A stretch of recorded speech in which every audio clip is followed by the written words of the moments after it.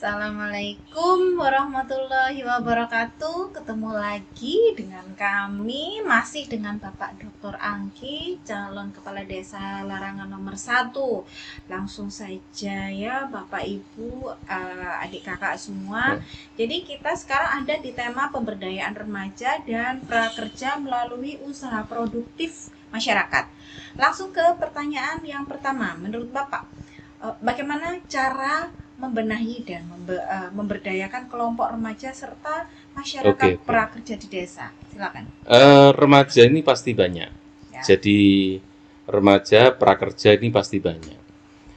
Mereka membutuhkan satu aktivitas, satu kegiatan, karena dalam beberapa hal yang kita gali dari masyarakat, ada banyak hal yang berkaitan dengan kasus kenakalan remaja. Ya. Mereka akan kita beri mainan. Yang suka olahraga kita fasilitasi, yang suka musik akan kita fasilitasi. Tapi yang lebih penting lagi, semuanya akan kita arahkan untuk mengarah kepada kegiatan-kegiatan produktif yang bisa menghasilkan produk-produk yang bisa dijual. Kami juga akan mengadakan latihan-latihan marketing, pemasaran online, dan sebagainya, dan sebagainya, dan sebagainya. Begitu, Bu.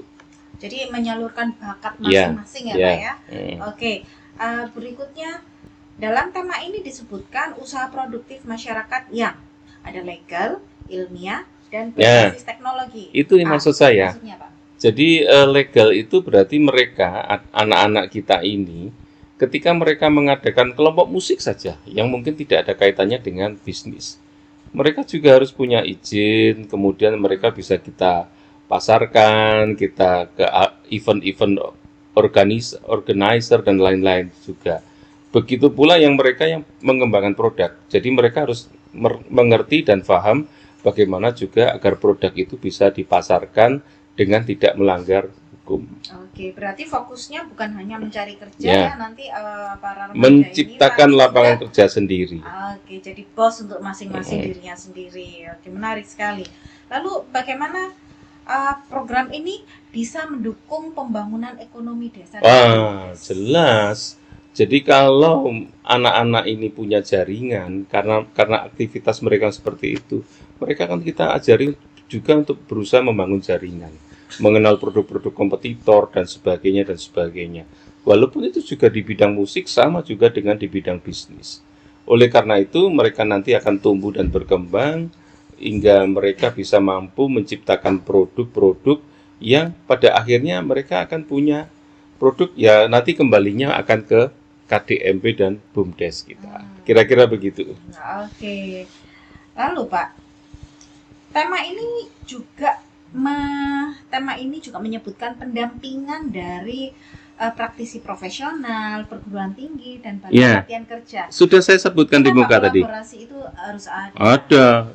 Tadi sudah saya sebutkan di yang pertama, kan mereka ada masa-masanya. Kalau di awal tahun itu perguruan tinggi sudah cair, tapi OPD biasanya masih belum jalan. Biasanya kalau di tengah-tengah tahun OPD ada. Kemudian di akhir tahun praktisi-praktisi ada. Karena yang ini sudah saya sebutkan di muka tadi. Selama 8 tahun nanti ya Pak ya. Ya. Yang terakhir ini Pak ya. Kalau Bapak nanti terpilih, program apa yang akan menjadi prioritas? Ya, pemberdayaan masyarakat, yang jelas integritas, mandiri, dan tangguh itu semuanya bermuara kepada usaha produktif masyarakat. Dalam bentuk apapun, dalam bentuk seni, dalam bentuk olahraga, semuanya harus berprestasi, termasuk dalam hal bisnis. Oke, Bapak. Terima kasih. Terima kasih atas jawabannya. Sampai ketemu lagi di episode berikutnya. Assalamualaikum warahmatullahi wabarakatuh.